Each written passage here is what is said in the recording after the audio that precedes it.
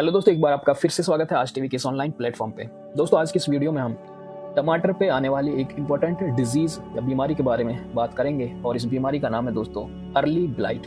जी हाँ दोस्तों, टमाटर जैसी और सब्जियों में आने वाली इस बीमारी का नाम है अर्ली ब्लाइट और फंगस की वजह से ये बीमारी होती है। तो दोस्तों, क्या है इस डिजीज का कोजल ऑर्गेनिजम्स और क्या क्या इसके डैमेजिंग सिम्टम्स हैं और किस तरह से हम इसको मैनेज कर सकते हैं, जानेंगे हम आज की इस वीडियो में। तो अगर आप चैनल पर नए हैं तो दोस्तों, ये वीडियो अगर आप YouTube पे देख रहे हो तो हमारे चैनल को सब्सक्राइब कर सकते हैं, और आप ये वीडियो अगर Facebook पे देख रहे हो तो आप इस पेज को फॉलो करके हमारी इस छोटी सी फैमिली का हिस्सा बन सकते हैं। दोस्तों, अगर हम इस डिजीज़ के बारे में बात करें और बात करें इसके कोजल ऑर्गेनिज्म की, यानी कि ये बीमारी किस ऑर्गेनिज्म की वजह से होती है, तो इस ऑर्गेनिज्म या फंगस का नाम है दोस्तों अल्टरनेरिया सोलेनाई। दोस्तों, अल्टरनेरिया सोलेनाई में जो सोलेनाई ये शब्द है या वर्ड है, ये इंडिकेट करता है इस तरह की क्रॉप्स होती हैं, इस फैमिली की जितनी भी वेजिटेबल से क्रॉप्स होती हैं जो सोलेनम स्पीसीज में कंसीडर की जाती हैं, उनके ऊपर ये फंगस ये बीमारी करता है, यानी कि अर्ली ब्लाइट कोज करता है।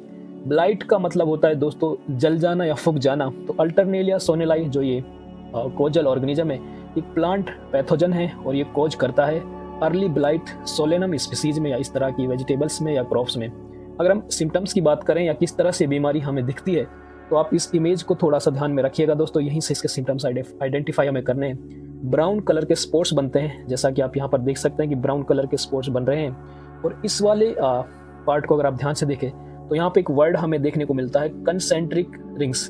दोस्तों, कंसेंट्रिक रिंग्स ऐसे रिंग्स होते हैं या सर्किल्स होते हैं जिनका जो सेंटर होता है वो सिंगल होता है, यानी कि ये एक सेंटर है, इसके बाहर एक रिंग बनता है, फिर इसके बाहर एक रिंग बनता है।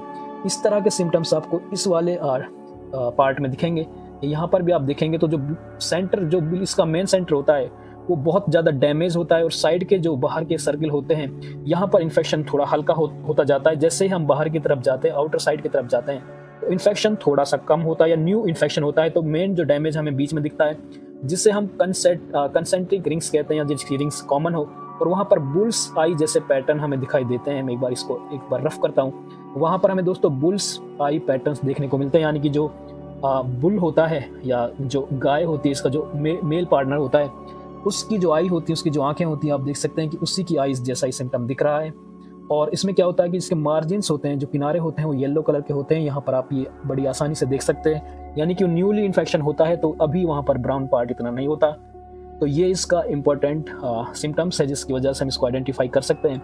अगर हम ये ऊपर वाली ये पिक्चर भी देखें तो यहाँ पर ये बुल्स आई हमें दिख रही है, और इसके बाहर हमें देखें तो येलो कलर के हमें मार्जिन्स दिख रहे हैं या पैटर्न दिख रहे हैं। सिम्टम्स को थोड़ा सा और अगर हम देखना चाहें तो फ्रूट्स के ऊपर जो सिम्टम्स हमें अपीयर होंगे, तो हमारा फ्रूट जो होगा वो इन्फेक्टेड होगा, कैलिक्स जो उसका होगा, या फिर स्टेम अटैचमेंट जो होता है वो इन्फेक्टेड होगा। दोस्तों, कैलिक्स, यहाँ पर इस पार्ट को कैलिक्स कहते हैं।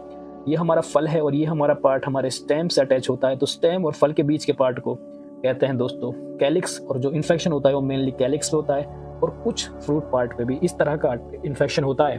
और इस तरह के डैमेज दोस्तों कैल्शियम और बोरॉन की डेफिशिएंसी सिम्टम्स में भी दिखते हैं, वहाँ पर भी आपको इस तरह के कुछ साइंस दिखते हैं।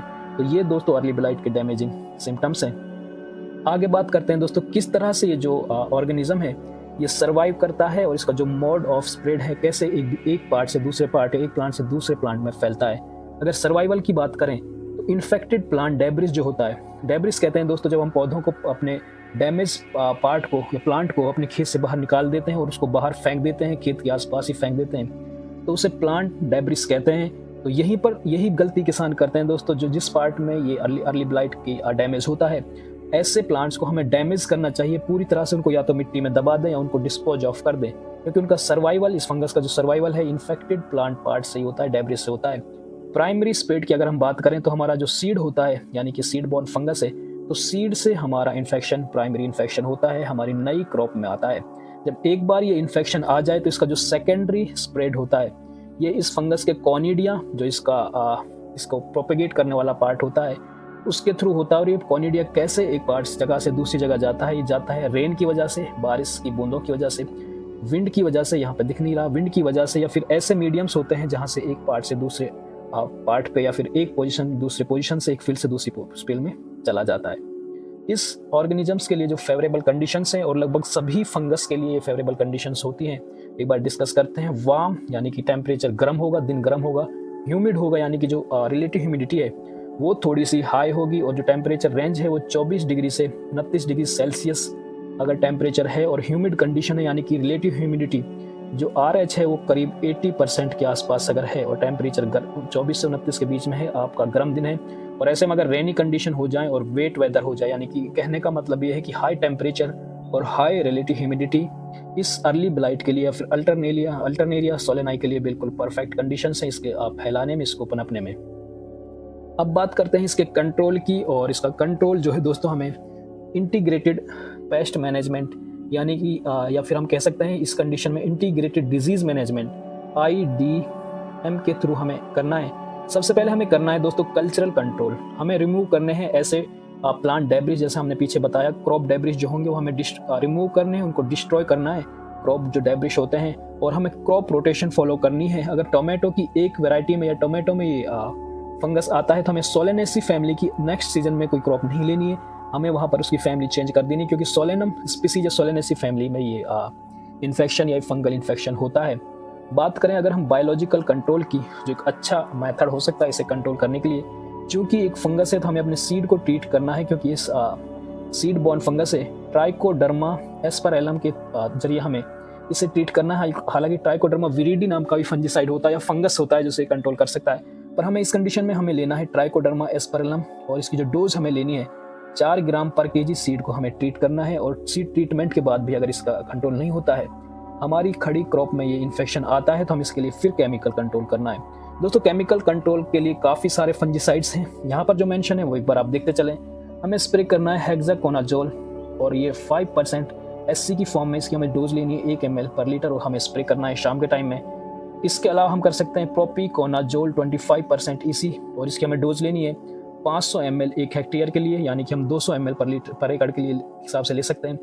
30 और 50 डेज आफ्टर ट्रांसप्लांटिंग पे हम इसका स्प्रे करना है। और हम एक और फंजीसाइड का हम यूज कर सकते हैं मैटीराम 70% WG, जो कि हमें 2.5 kg पर हेक्टेयर के हिसाब से लेना है, या फिर हमें 1 kg पर एकड़ के हिसाब से हम इसे इस्तेमाल कर सकते हैं। और अर्ली ब्लाइट्स इस नाम की इस बीमारी को हम टमाटर में कंट्रोल कर सकते हैं, टमाटर जैसी और क्रॉप्स में कंट्रोल कर सकते हैं।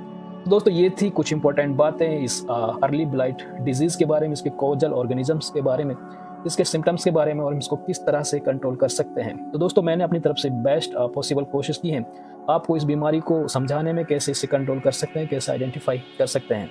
उम्मीद है दोस्तों आपको इस वीडियो से काफ़ी जानकारी मिली होगी और आपके इल्म में काफ़ी इजाफा हुआ होगा। अगर आपको लगता है कि वीडियो आपके लिए इन्फॉर्मेटिव है या फिर किसी और लोगों के लिए इन्फॉर्मेटिव हो सकती है, तो आप इस वीडियो को लाइक करें और अपने ज़रूरतमंद दोस्तों के साथ आप इसे साझा कर सकते हैं, शेयर कर सकते हैं। आप फेसबुक पे अगर वीडियो देख रहे हैं तो हमारे पेज को फॉलो करें, आज टीवी नाम के पेज को फॉलो करें। यूट्यूब पे अगर हैं तो आप सब्सक्राइब करके हमारी छोटी सी फैमिली का हिस्सा बन सकते हैं। आज के लिए दोस्तों धन्यवाद।